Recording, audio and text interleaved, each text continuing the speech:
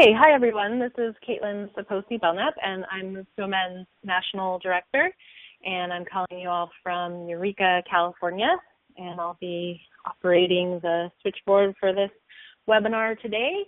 Let me let Mike and David introduce themselves, both joining us from the Labor Caucus. Mike Ferner is our Labor Caucus Chair, and David is our Outreach Director.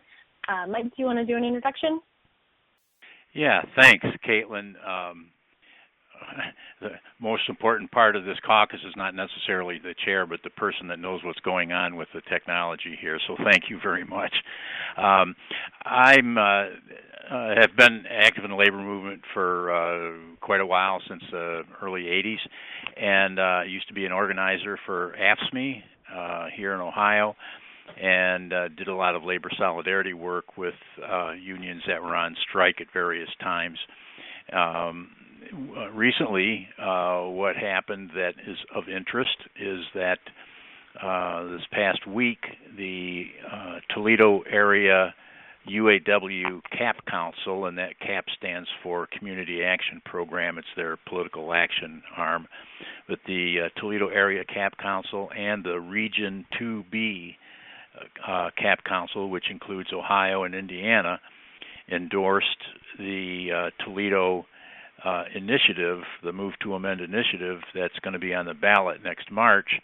That is, very similar to what you all know as far as the corporations aren't people and money isn't speech, and then we had a slight addition to it saying that we're going to have a democracy day and an annual public hearing. So that's going to be on our ballot in March, and we worked for probably 8 months to get the UAW to endorse that. So that just happened, and it was nice I heard that at the Labor Day parade yesterday here in Toledo, and got that word from a UAW member, so we're real happy with that. And I'm looking forward to working with the folks from the Move to Amend affiliates.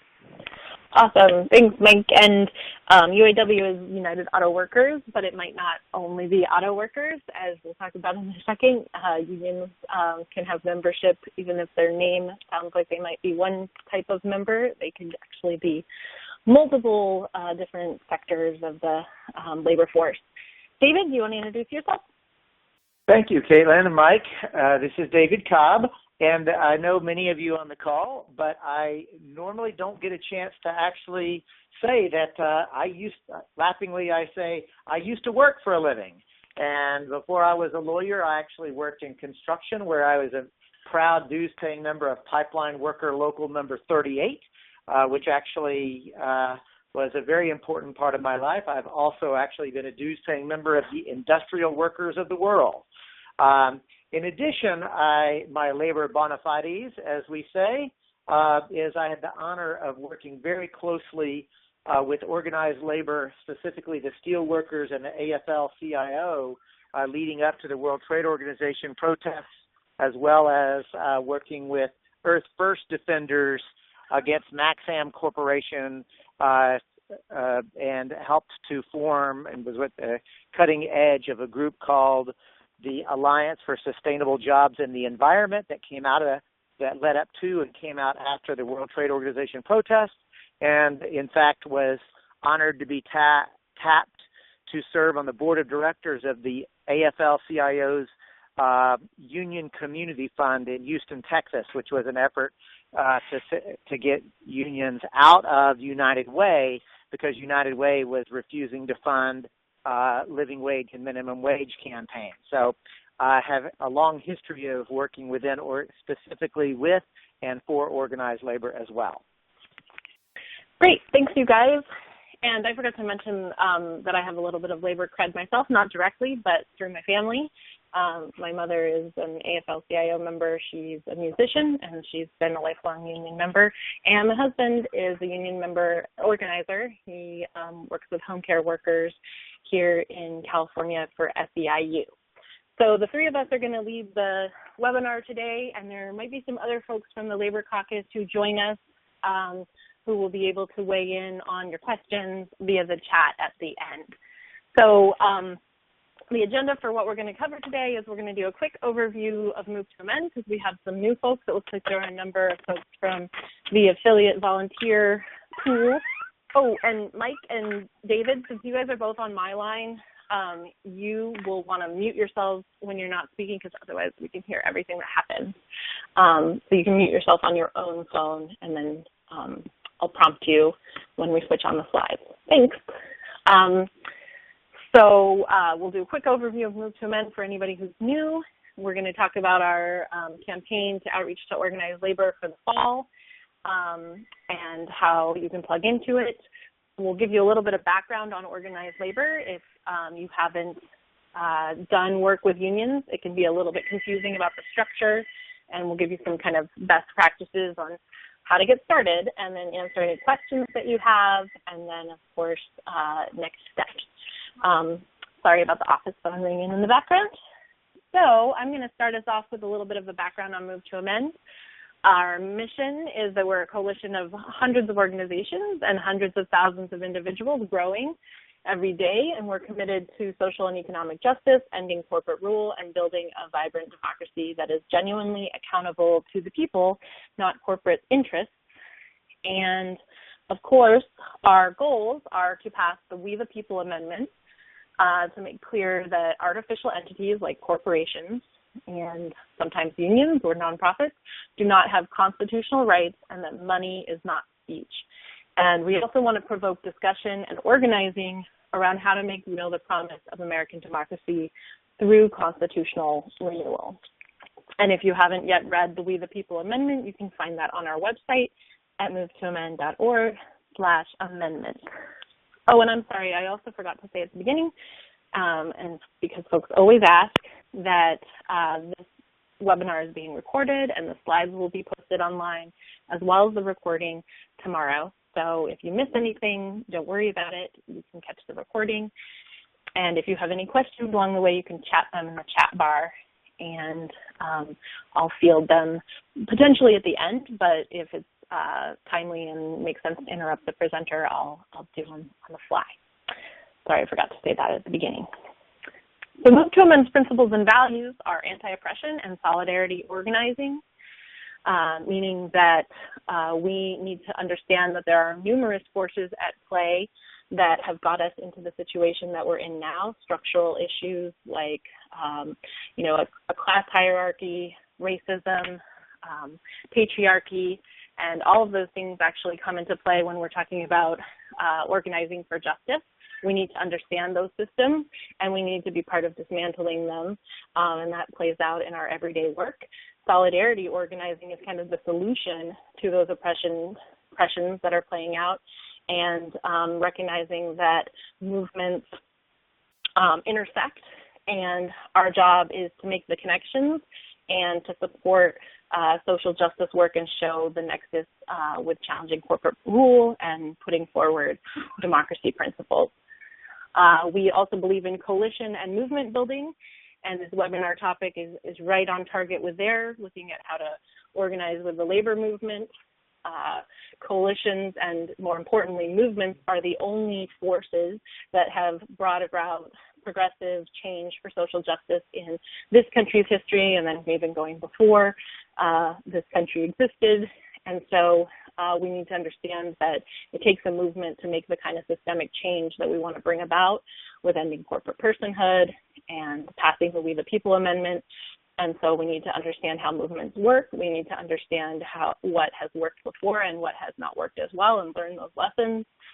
And we need to be prioritizing creating another democracy movement in this country. We do that through grassroots organizing, and I'll talk in a minute a little bit about Move to Amend structure, and that's why we put emphasis on our volunteers working at the local level and doing grassroots organizing in the way that we're going to work with organized labor is through working through the grassroots of the labor movement. We are dedicated to political education. Every movement that has been successful has understood that it's important to have a shared political analysis, and again, to understand what has worked before, but what needs to be adapted for the current times. And so that's an ongoing work that as an organization we commit to providing support for our volunteers to do that, and our leadership takes that very seriously as well. And and we participate in political education ourselves. And of course, we need political and economic independence, obviously, when we get there in passing the We the People Amendment, but along the way as well. The current political and economic systems are set up to continue with the status quo, so we need to build alternatives and have independence along the way if we're going to get to where we want to go. Just a quick reminder that there are two ways to amend the Constitution. You can do that through Congress. 2/3 of both houses of Congress can pass amendment resolution, and then 3/4 of the states must ratify it. There's another way to pass an amendment. The first way through Congress is the way that amendments have been passed to date in our Constitution. But the Constitution also says that 2/3 of state legislatures can call for a convention of the states to propose amendments. And again, in order for any amendment that might come out of the Constitutional Convention, still needs to be ratified by 3/4 of the states. So our strategy at this time is to focus on the American people, not Congress, and to build a movement for power. We don't have a position as of yet on the Congress versus convention route. We believe that that bridge will need to be crossed later, but right now our work is the same. We need to build this movement, and it needs to be powerful and strong enough that it can either force Congress to act or bring about the success of state legislatures calling for convention. To that end, we need to engage in coalition building and reaching out to other organizations that are working on issues affected by corporate power, like organized labor. We need to build broad and diverse movement that is multiracial and intergenerational, and reach out to those most affected by corporate rule, because they are the folks that are most likely to be the base of this movement. They get it, so to speak. They live their lives dealing with the impacts of corporate rule every day, and we need to make sure that we can make this issue relevant and talk about it in a way that speaks to the everyday issues and struggles that Americans are dealing with. And the way that we're going to do this is through community organizing, we say, versus activism. Not that there's anything wrong with activism, but organizing is about building power and capacity, and that's what leads to movements. And activism is not necessarily, at least under this definition, going to lead us to structural organized power.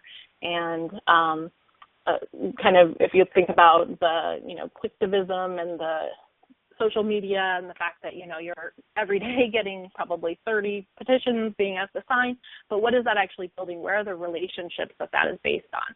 Organizing is about relationships.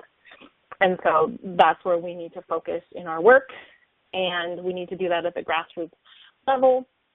And our main tactic is using resolutions, calling for an amendment to bring attention to this issue and make it, again, relevant in people's lives and to engage with our communities. So our structure is that we have work happening at both the grassroots level and the national level. At the grassroots level, we have We the People Amendment Working Groups. That's kind of the most loosely organized affiliation of folks working with Move to Amend. That's the way to get started. If you just have, maybe a couple people in your community that you can begin to do organizing, to build your base, to get the critical mass that you need to then move into becoming a Move to Amend affiliate, which is an official organization that is part of the Move to Amend structure and process. And then at the national level, we have a national board, like other nonprofits. We have a small staff, like other nonprofits. We're actually all over the country, and we do our work via online and telephone. And then we also have national committees, which are made up of board members, staff members, and volunteers. Generally, those volunteers come from our Move to Amend affiliates, but not necessarily so. And we also have issue caucuses. And we have, for example, a labor caucus, which we'll talk about at the end. If you are involved with or have been involved with the labor movement in an official capacity, then it might make sense for you to join the labor caucus.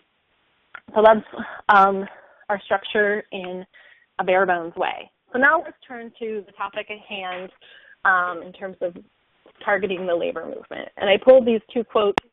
Obviously, there are lots of sectors that we need to engage with, and Move to Amend already has some support from organized labor and has been engaging with organized labor from the very beginning, but not really in a concerted campaign way.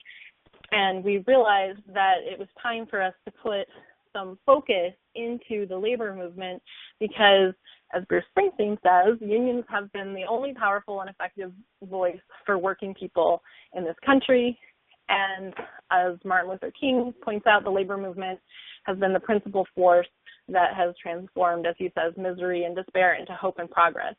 The labor movement is really the only organized force against corporate rule that we have had historically. There have certainly been other movements, but they have kind of more come and gone, like the populist movement. And there obviously have been lots of organizations that have been challenging corporate rule. But organized labor is still, even though it is much weaker than it has been in the heyday of the centuries past, it is still has an analysis around corporate power and an orientation around corporate power versus workers that is, of course, relevant to the movement that we are building, and it only makes sense to have organized labor and labor unions on our side. But there's a lot of places where we really haven't touched down and connected with organized labor, so it's our job to do that outreach and to extend that opportunity by inviting them to engage with us. So we're launching a campaign this fall to target organized labor. And the first step in doing that is we put together this labor caucus, which we'll talk at the end about how you might be able to join if you are connected with the labor movement. Our goal for the labor caucus is to support Move to Amend volunteer organizers in their efforts to build relationships with organized labor and securing organized labor support for the We the People Amendment. And we'll talk about how you can go about doing basically the asking of unions in your community to get involved with Move to Amend. So just a couple more from me, and then we'll turn it over to Mike to kind of get started. One of the things that we wanted to point out is that the most effective way in our mind, and this is based on organizing work that Mike has done and looking at movements that have successfully been able to interface with organized labor, we feel as though the most effective way to do that is to work at the local level, which is in keeping with Move to Amend's values and principles and the way we operate generally, and to build relationships with the labor movement in your community. So there are some examples of unions that have already endorsed Move to Amend at the national level, but we think that the most effective way to build real solid support from the labor movement is to start at the ground and build up.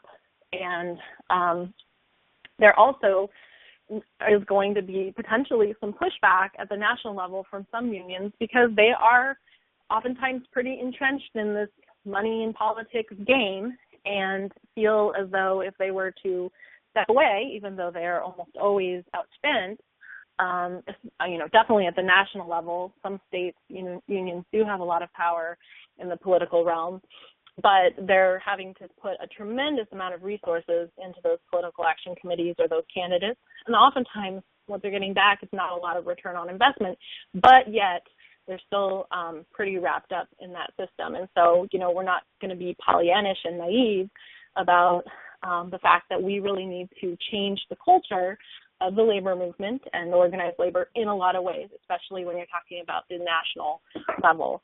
And that's true of many of the established elements of the left.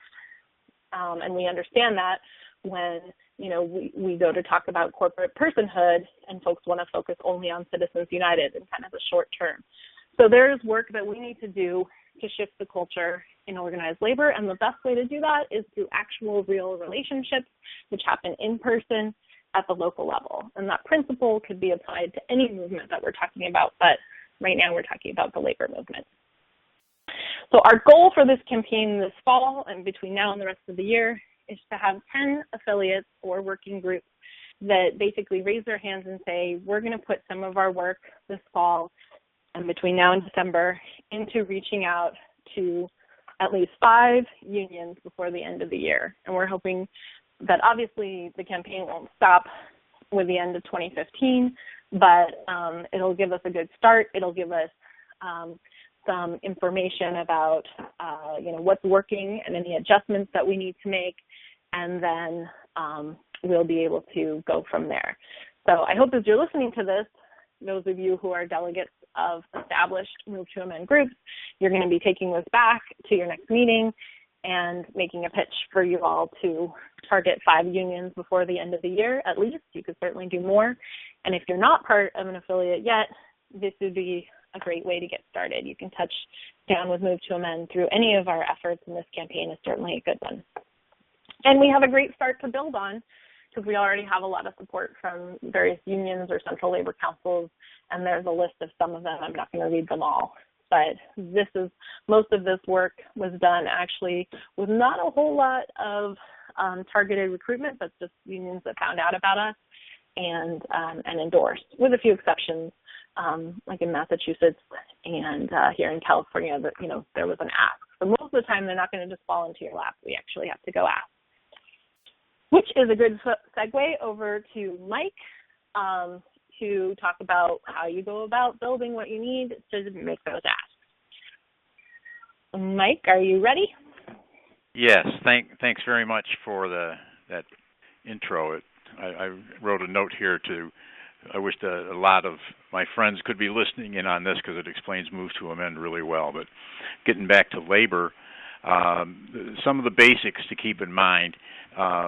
Labor isn't a monolith, meaning that you hear in the press about big labor, labor this and labor leaders that. Well, various unions have various different interests. They represent much different sectors of the economy, and so there's a lot of variation between one union and the next.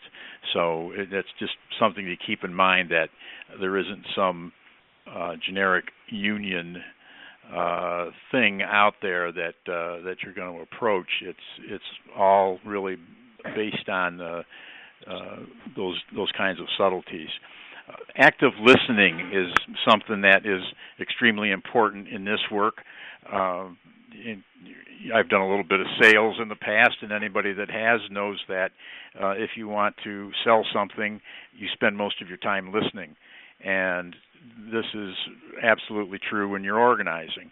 When you're talking with people in the labor movement, it's really important to listen to what they have to say and actively listen. And that will take you a long way further than whatever you're going to be able to say, at least on the first meeting or two, knowing that you care enough to really listen to their situation and their story will mean a lot. Before even starting to contact local unions in your area, do a little bit of homework. Check the union's websites. If some have them, some don't. Be alert to local news reports about strikes that might be going on, contract talks, that sort of thing, so you know what that union is involved with before you pick up the phone if possible. Know the kind of workplace that the union represents. Kaitlin mentioned earlier the UAW that endorsed the Move to Amend initiative here in Ohio and Indiana. The UAW represents a lot of different kinds of workers. As the auto industry was shrinking, they started representing public employees and welfare departments and nurses and hospitals. And so a lot of unions have started organizing workers outside of their traditional fields, so just to be aware of that. Union concentration, in other words, the percentage of workers that belong to unions, reached a high of about 35% in the middle 50s, and that has fallen pretty much regularly ever since. So it is down at this point to 6% of the private sector and 11% of the public sector. So there are a lot more private sector workers than there are public sector workers. So when you combine those two percentages, you get something in between 6 and 11%, which is quite a bit of difference from 35% in the 50s. And just as a example, in Iceland, the union concentration there is 83%. Canada is 27%. Germany is 18%. One of the reasons for that is that labor laws in the U.S. are a lot more restrictive than in any other industrial country. And without getting into the particulars, suffice it to say that this is where corporate rule in relation to labor unions rears its ugly head.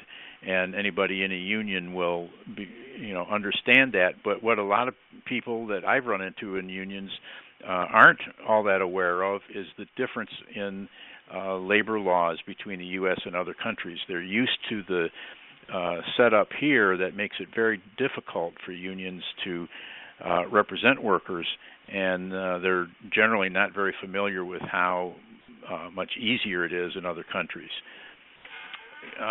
Talking a little bit about union structure, at the top level with offices typically in Washington, D.C., but not always, is the International Union. Some of these unions actually are international, and some of them are pretty much within the United States, but that's the term that's used for the overall body as International Union. And there are obviously a long list of those: United Auto Workers, Service Employees International Union, etc. Along with structure, under the International Union, and this varies from one union to the next, but there are regional bodies. Sometimes that regional body can cover more than one state. And, that just depends on the union. I mentioned that Region 2B of the United Auto Workers endorsed the Move to Amend initiative here in Toledo, and that region covers 2 states, and that is, completely by however that union organizes itself. Most every union has a state body, whether that's pick the union. They generally have an organizational structure that includes a state body. And then there are regional bodies within a state. You could carve a state into several different regions. And again, that depends on the union. And then usually the building block, the most fundamental part of the union, is the local union. And that's, as Kaitlin mentioned, where we're going to be focusing our attention. There's in those local unions, president, vice president, secretary, treasurer, typical officers. These officers, along with some trustees who are responsible for auditing the books, usually form the executive board or the E-board. A lot of local unions have political action committees where they refer political questions, which generally means endorsing candidates, where that kind of work gets done. There are some parallel structures within the labor movement. What I just described was sort of a vertical silo of a particular union, from the international union down to the local. But there are some other structures that exist. For example, the American Federation of Labor, Congress of Industrial Organizations, AFL-CIO. There's a national AFL-CIO. There are state AFL-CIO bodies. I don't know of a state that doesn't have one. There are affinity groups. For example, I don't know if people in labor would call them affinity groups, but I think most kind of lefty organizers are familiar with that term. But what I'm talking about are groups like a building trades council. So the sheet metal workers and the bricklayers and so forth, the carpenters, they would be, and pretty frequently are, in a building trade council, and that could be organized at the state level or local level.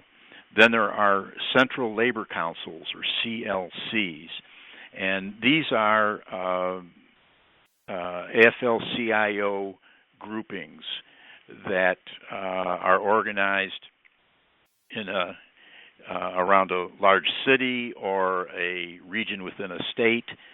For example, here in Toledo is not that big a city, so the Central Labor Council extends out to parts of Northwest Ohio. So it just depends. In an area where there are a number of big cities, it's possible each city would have its own Central Labor Council. And those bodies all have their own officers and their own treasuries, and they have their own meeting schedule. And then there are, among the parallel structures, there are political action committees, such as the United Auto Workers CAP Council, the Community Action Program Council, and just about every union has some kind of political action committee. The move to amend strategy for labor outreach, Kaitlin touched on this a little bit, but it's bottom up. Start with locals. Develop those relationships. Don't skip to the Central Labor Council or the international level if you happen to have contacts there. I mean, don't ignore those folks if you have contacts, but don't make it part of the strategy to skip the local levels thinking that that's going to somehow make quicker progress, because the goal is to maximize the education and outreach part of what Move to Amend is doing, not just skipping up to the leadership and hoping to find somebody sympathetic that'll say, oh yeah, I'll endorse that. Remember, the overall strategy is to build a movement. Some tried and true things about dealing with unions that I've found and I think are fairly common. Don't make assumptions that the union you're approaching has got much experience in working in coalition. They might have experience working with other unions in coalition, but working with community groups of one sort or another, other than like the United Way or the Red Cross or something, a lot of unions don't have much experience with that. So just to keep that in mind. Again, practice that active listening. Respect the schedules that union organizers and union staff members have, which almost always are overworked and overwhelmed. They're representing a lot of people. They have a lot of grievances. They've got contract negotiations. So almost every union official that works in some local union office is trying to do 8 things at once. And remember to be patient and persistent. As I mentioned earlier when I introduced myself that it took us about 8 months to get the UAW CAP Council in this region to endorse the Move to Amend initiative. And frankly, it shouldn't have taken that long, but it did. And if we hadn't have been persistent and kept going back and back, it wouldn't have happened. To get started, familiarize yourself with the Move to Amend's resources, which we'll tell you about in a minute. Search through labor organizations. If you're old and crotchety like some of us are, you may have the yellow pages, and they'll be listed in there. But there should be online listings of labor organizations, and make that list of targeted unions. Call first. Please remember to be decent and friendly with the secretary. They're almost always frazzled given the amount of work coming in and out of that office. And the other thing is they can be extremely helpful when you're having a hard time getting a hold of a union official that you need to get a hold of. That secretary, if they see you as a decent human being, they're going to do their best to be the bridge to communicate between that local official and yourself so that you can leave messages and get responses. And then ask to make a presentation at an upcoming meeting. That upcoming meeting might be a local meeting, which they're generally monthly, or it might be a meeting of the executive board. Some locals want to vet things like what we're talking about at the executive board and see what kind of questions they have before letting you make a presentation to the local membership meeting. Obviously, if you wind up the first meeting that you have is with a local president or something, then you basically still need to make a presentation there, but you may get the meeting with the executive board or the instead of the local membership. So just be prepared to have a couple different audiences. The resources that we have that Move to Amend has that are on the website, there are several different things. One is an introduction to organized labor. A lot of the material that we're talking about here is going to be in there. Another document is reasons why labor supports Move to Amend. Another is a model labor union or central labor council resolution in support of Move to Amend and the We the People Amendment, which is helpful because unions take action on various questions almost always by resolution. It's something they're real used to. You do the whereases. Why is this important? And then the be it resolves, which is what specifically action you want them to take. We also have some talking points for organized labor and a labor wrap for outreach to organized labor. And when you get that presentation, whether it's to the local president or the executive board, or they schedule you right off the bat to speak to the local membership, be ready to only get 5 minutes.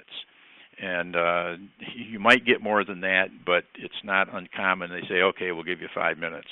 If they like what you're saying, you may go longer than that. But my point is that you really need to have a presentation honed down so that you can give in 5 minutes.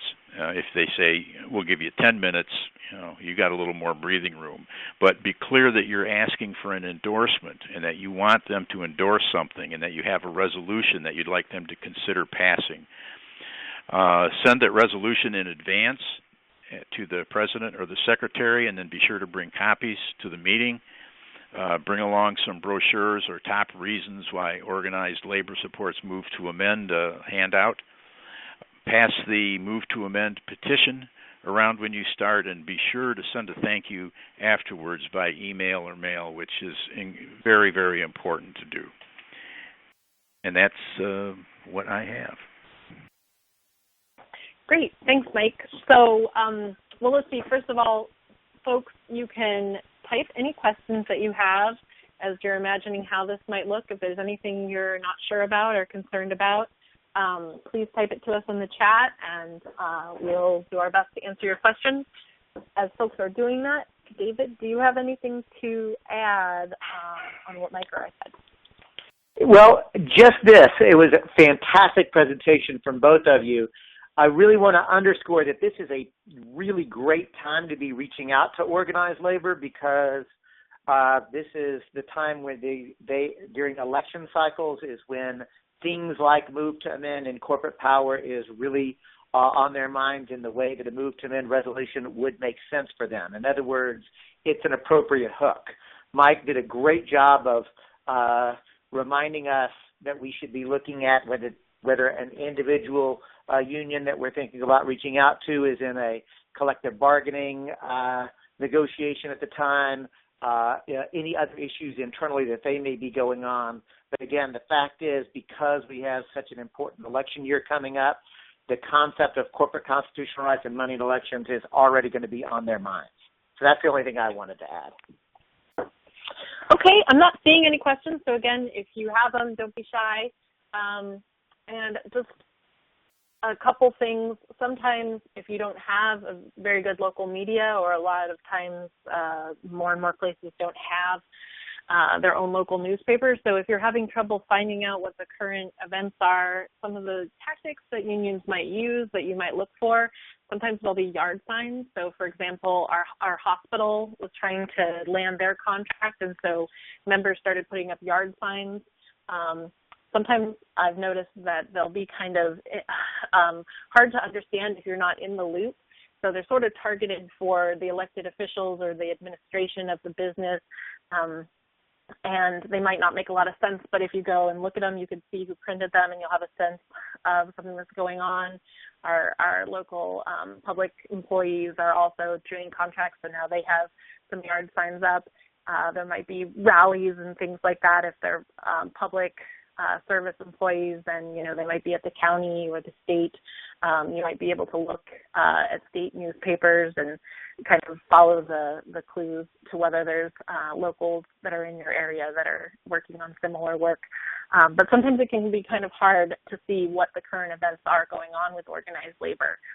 And we didn't mention this, but showing up at a picket line, going to a rally, speaking at your county supervisors if, the local union is trying to secure their contract, can go a really big way and make a big difference in terms of showing solidarity. So those might be things to look for too, either before you go and ask for support or just during the process or right after, and making a commitment to continue that relationship. So if you secure an endorsement or a resolution, then make sure that it's on your radar, that they can let you know if there's something where Move to Amend folks can show up and offer solidarity. Because proving that we're in it for organized labor will make it more likely that they will be in it for the We the People Amendment. So it looks like we have a few questions now. Let's see. Let me catch them all. So Bob asked, to what extent are the local unions autonomous from their national or international components? Mike, do you want to answer that? Well, it varies. Some are not very autonomous at all.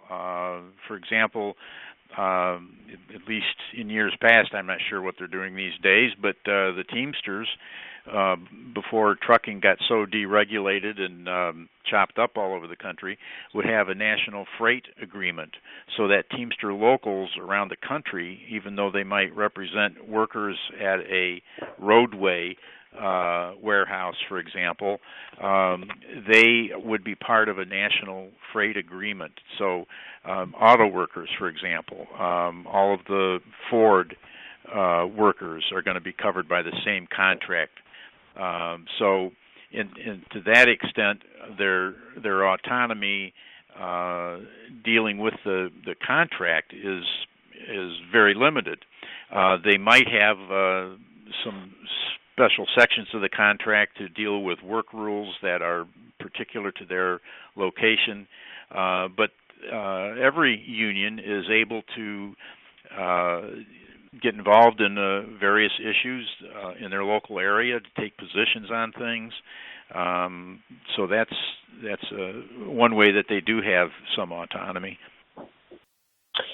One thing, too, is if they, obviously we're not asking for candidate endorsement, but as we're moving into a presidential election year and different unions are endorsing candidates for either president or, state office, then sometimes the locals underneath them will have to kind of follow that lead.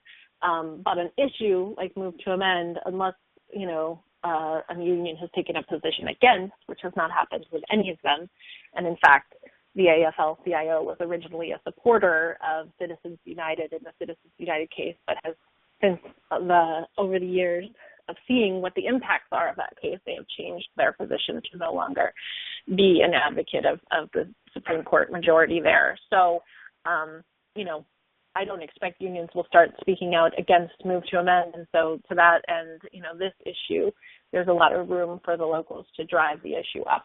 And that's part of why we're starting that way. Kaitlin, let me add one other Mike. thing in there. If I can add one other thing in there about local autonomy, you could have a situation where the local AFL-CIO or the local Building Trades Council, maybe they've got some pretty conservative leadership, and they don't like Move to Amend, or they don't like a person that they know that's working with the Move to Amend group in your area. But there are locals within the building trades and a whole lot of different AFL-CIO locals, and you'll often find some pretty independent-minded people that are presidents and officers of those locals. And I've experienced that very thing myself, where working on a good issue, you're going to find people in different local unions that are going to go counter to whatever their national union is saying about some environmental issue or something else. So again, that's why it's so important to build those relationships at the local union level. Great, and we do have several more questions, so I'll do the ones that are focused on the outreach to organized labor first, and then there's some general ones too. Barbara in Oregon is asking, is there a list in certain places where you can find all the unions in your area? Mike, do you have a sense of how to give her direction for that? Well, try Googling labor organizations and the name of your city or county. And, like I mentioned earlier, if you happen to have a yellow pages around that under labor organizations could have a list, or your library. I mean, they're always good for things, but you generally should be able to find a list of labor organizations just by Googling them. Mm-hmm. And it's in more rural places, this is less true, but in more urban places, oftentimes the Central Labor Council will have a website of their own, and then they'll list their membership, which is not going to be all the locals, but a lot of them. And so that might be one place where you can at least get several. Let's see. Doug asks, are there types of organizations or unions that are better than others now, like public versus private, police versus fire, any particulars that would make sense to start with? David, do you want to take a crack at that, and then Mike, you can add anything? Yeah, that's a great question. Actually, these are all great questions, and I want to just remind folks that we will be doing an ongoing making ourselves available. I know, Kaitlin, I think you mentioned this at the beginning, but I just really want to remind people that as you have specific questions because of what you're doing, we can help. The more customized the question, the more customized our response can be. But I do want to really underscore that there are some unions that are going to be very, very open to us, we believe, based on the level of support. One, I really want to lift up Communication Workers of America, who have been really on the cutting edge of fighting around corporate power. The U.S. Steel Workers have been very, very good. There's also UE, which stands for United Electrical.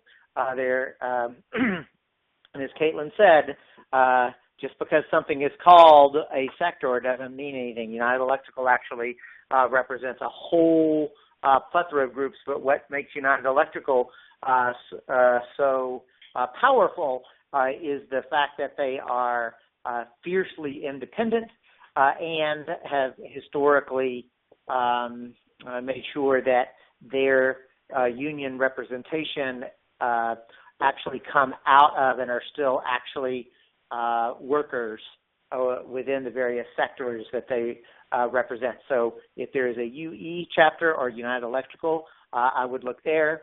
I would definitely encourage you to take a look at SEIU locals because of their work around Change to Win. There's some backstory there that we'd probably want to walk you through around it. For those of you in the Midwest, we have a fantastic relationship with Workers United, the International, which represents, I think, about 30,000 workers all across the Midwest, and we could help do that as well. And I don't know, Kaitlin, if you want me to fold in a response to Layla's question around atypical union orgs or come to that later. Let's do that separate because there are two that are related to that, so we'll do that in a sec. Mike, do you have any other suggestions for good targets, low-hanging fruit to start with? I have one as well. I would, keep your ears open. Read the paper, go online to look for local news. You'll find statements from labor spokespeople that will give you a pretty good clue. But those ones that David mentioned are excellent. The United Auto Workers in most places should be pretty open.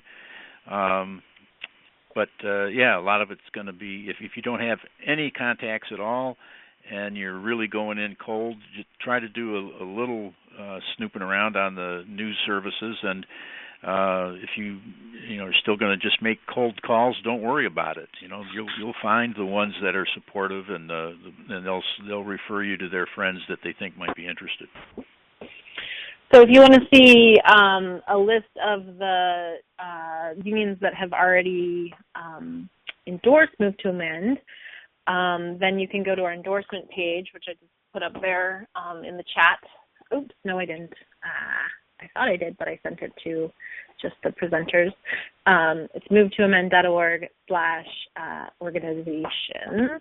And you can see the union folks there. The teachers might be good to start with, and also Longshoremen Union has already passed a resolution in support of Move to Amend at the international or the national level. So that union is not going to be applicable for everybody in the country, but if you're on a coast or a port, reaching out to the Longshoremen local would be good too. And so, the next question, so Layla asked about Fight for 15, union-connected organizations, and also somebody else was asking as well, the IWW or our Walmart.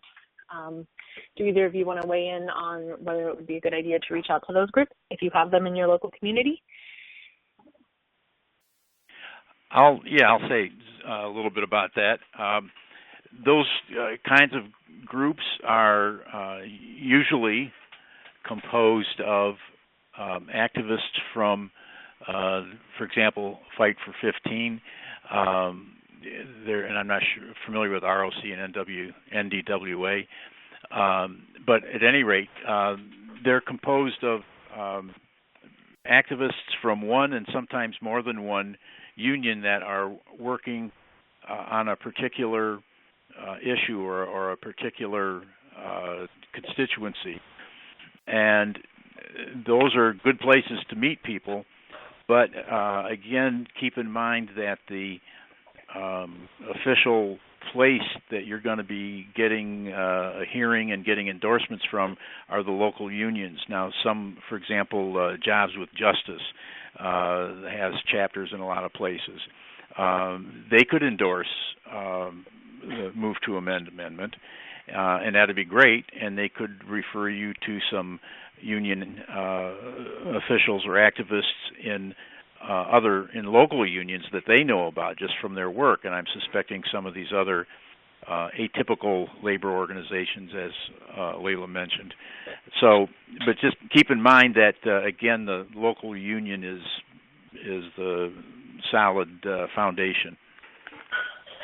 So often these are like campaigns or coalitions, and if they're organizing a rally or an event, that would be definitely a good place to go and meet folks and make contacts, and then potentially be able to reach out to the other unions that are in that coalition. And Layla's putting it here too, but I just wanted so everybody knew the acronyms.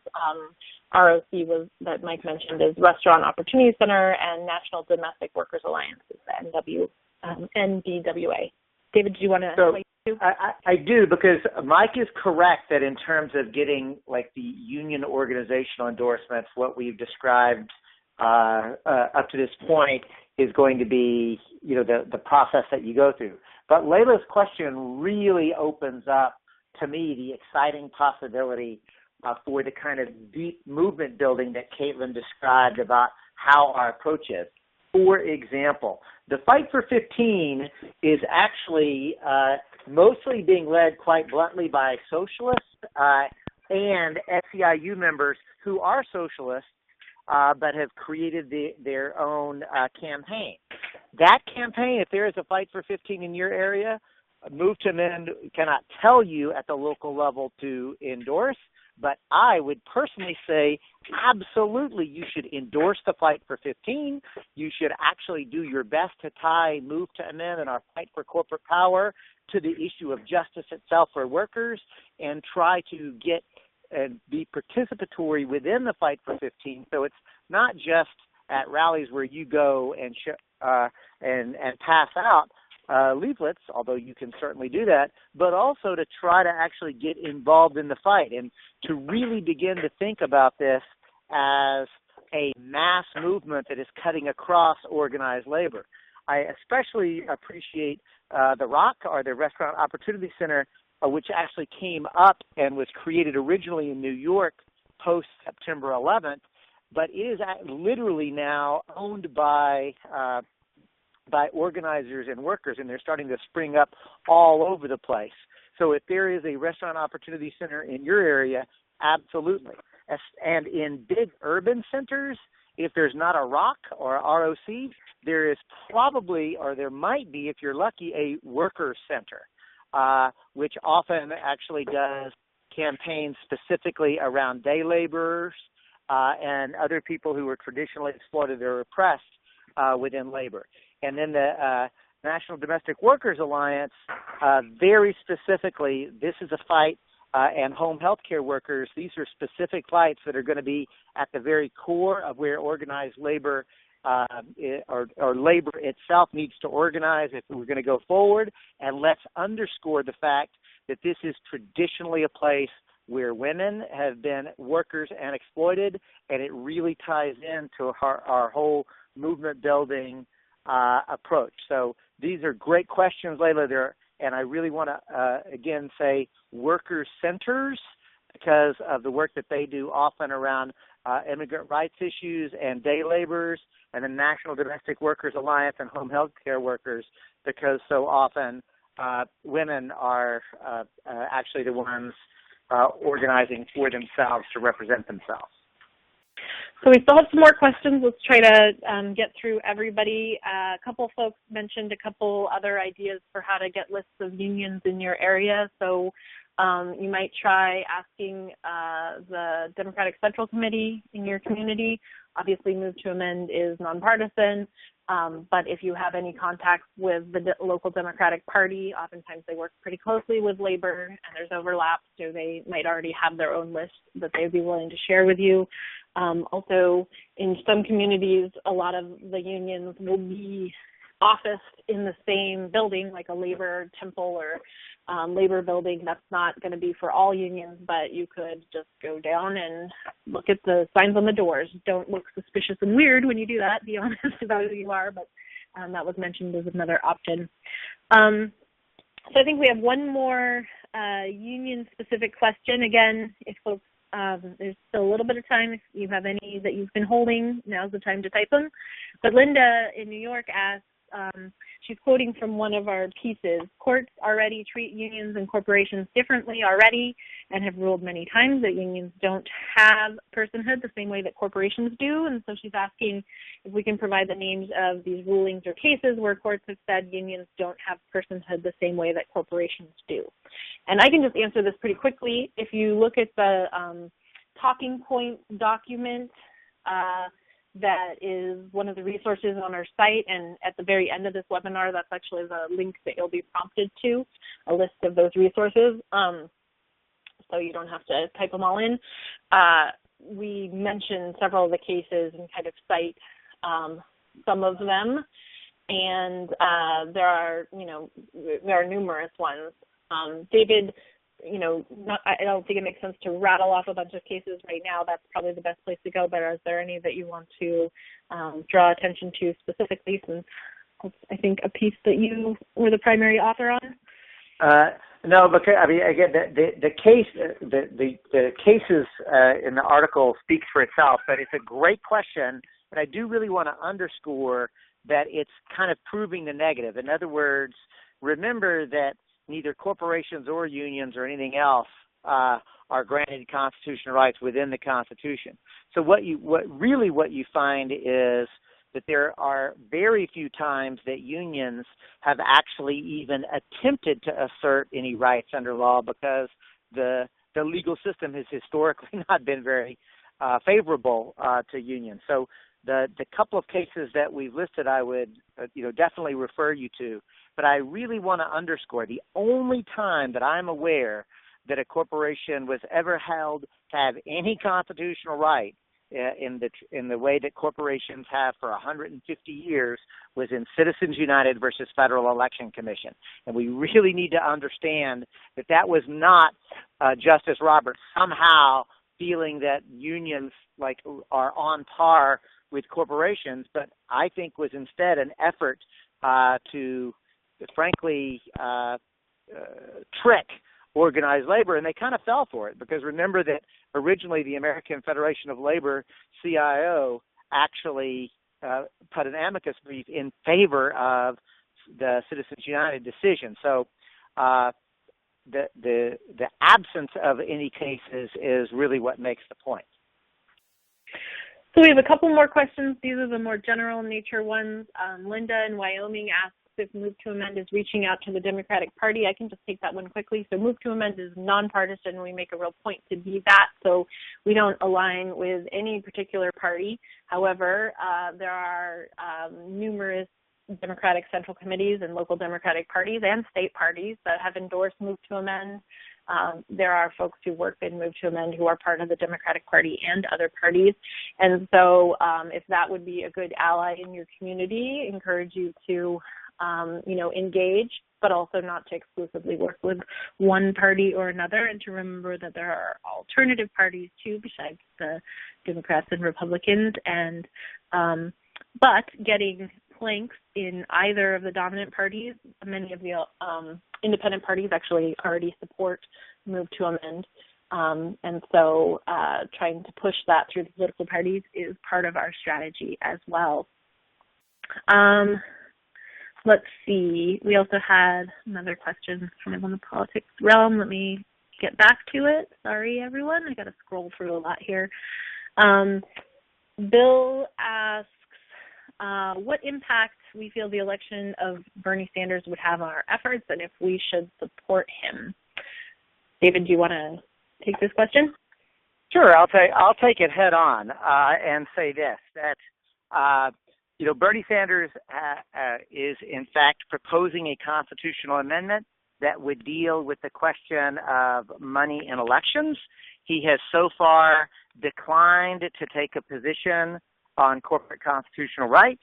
In fact, he originally had introduced an amendment 4 years ago that would have created a specific exception for nonprofits. And we got so much pushback, he just removed completely any effort around corporate constitutional rights. So from my perspective, I think that the way I look at it is this. I think that a lot of the rhetoric that Bernie Sanders is using is good rhetoric, and we should lift up that rhetoric. We should also be pushing Bernie Sanders specifically on corporate constitutional rights, and frankly, learn a lesson from Black Lives Matter and the tactic of actually pushing candidates, including and especially candidates that are expecting your support, to let them know that there are demands and that they have to actually earn votes. The second thing that I really want to underscore is that Donald Trump's language around being able to buy politicians is something that we should be using.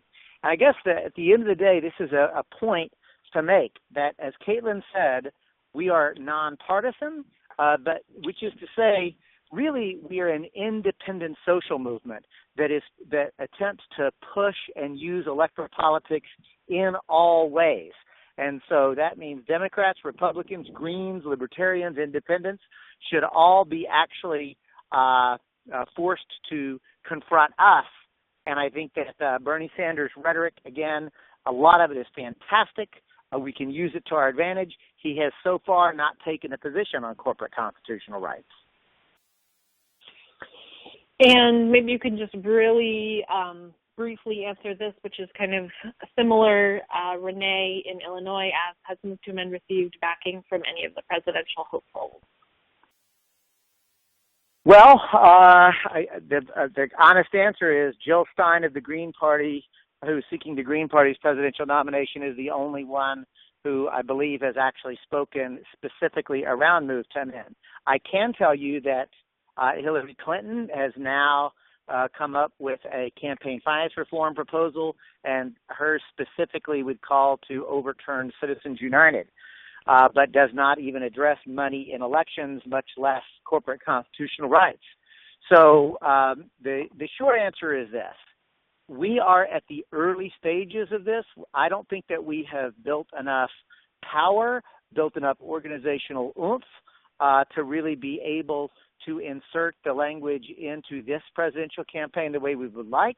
But stay tuned. The Pledge to Amend campaign and the bird dogging campaign is definitely on our radar. We're getting a little afield from organized labor, but these are fantastic questions, and rest assured that the national leadership team is planning on leaning in heavily during the election cycle, just as we did with Mitt Romney. And remember, it was a Move to Amend supporter who elicited the corporations are people, my friend, from Mitt Romney, and we're going to try to do that again.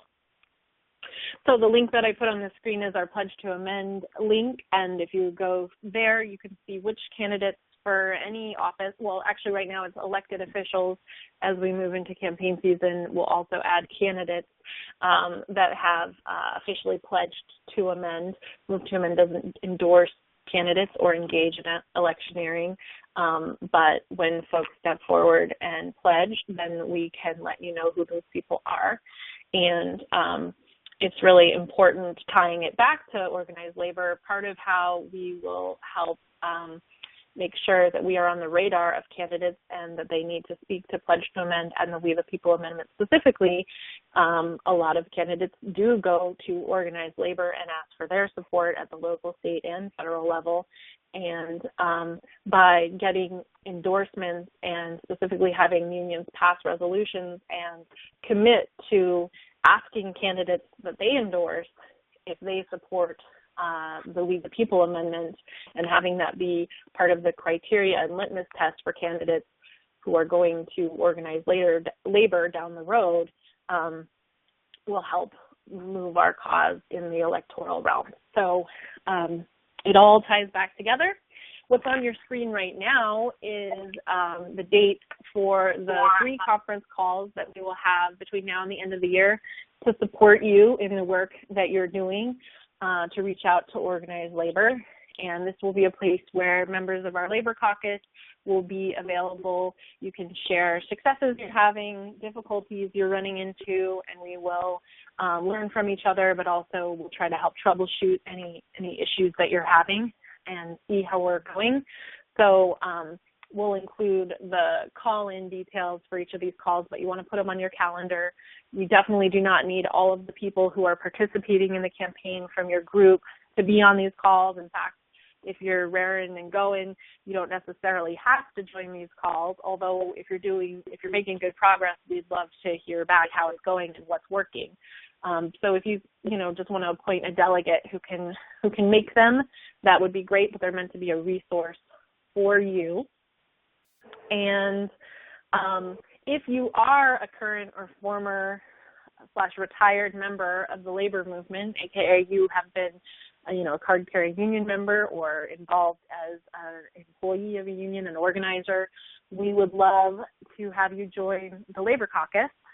And if you go to movetoamend.org/labor-caucus, link that's on your screen there, that will take you to a link to sign up and to let us know that you're interested. We'll then have a follow-up call with you and find out how you might want to plug in. There's also on that sign-up page a place where you can let us know which unions your history is with or that you work with.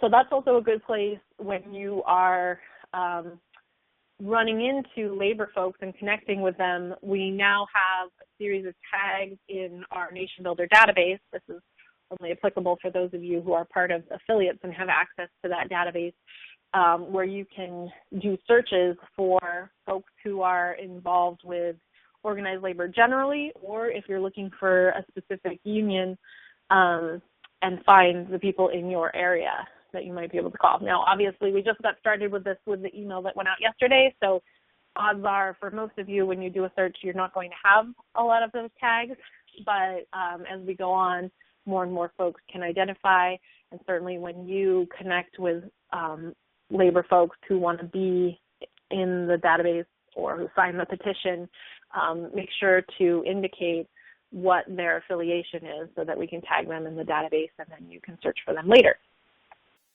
And it looks like, I didn't want to miss, Larry from Wisconsin had also pointed out, Move to Amend has a commitment to anti-oppression and building a multiracial movement, and there are many unions that are actually specifically organizing with constituencies that are people of color, women. David mentioned SEIU and the work that they're doing with folks in the service industry. Oftentimes that is women and people of color.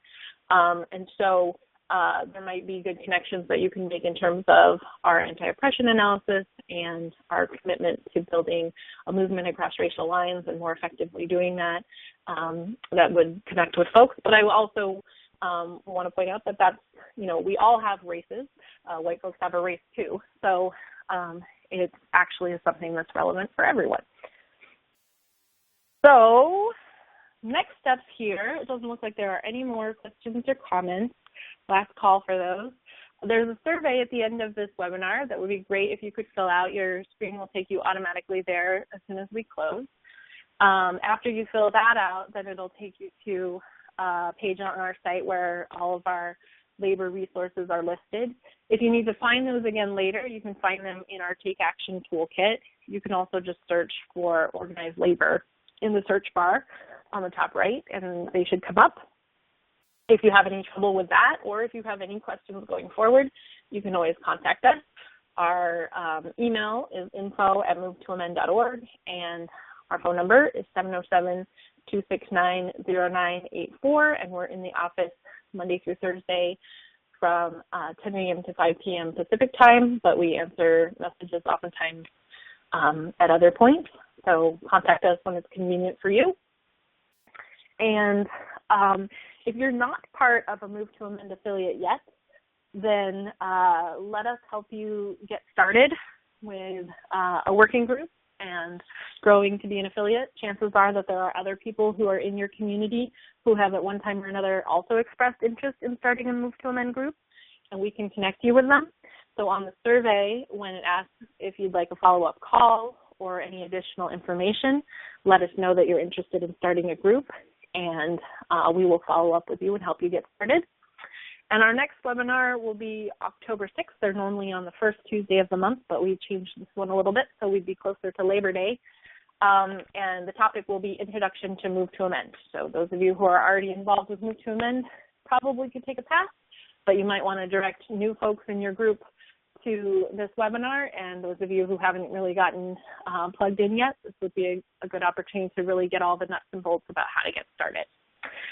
So that is our presentation this evening. Thank you all very much for being here. Thank you, Mike and David, for being here as well. And we're looking forward to seeing you on the phone in October, November, and December as we hear how you do. And if your group officially does decide to do outreach to organized labor as part of this campaign, it would be great if you would just give us a heads up and let us know that. And if you're already an affiliate, then you know the best email to send that information to, and that way we can connect those who are doing the organized labor outreach with each other. So I think that's it. David and Mike, do you have anything to add? Just thank you very much for everybody that participated.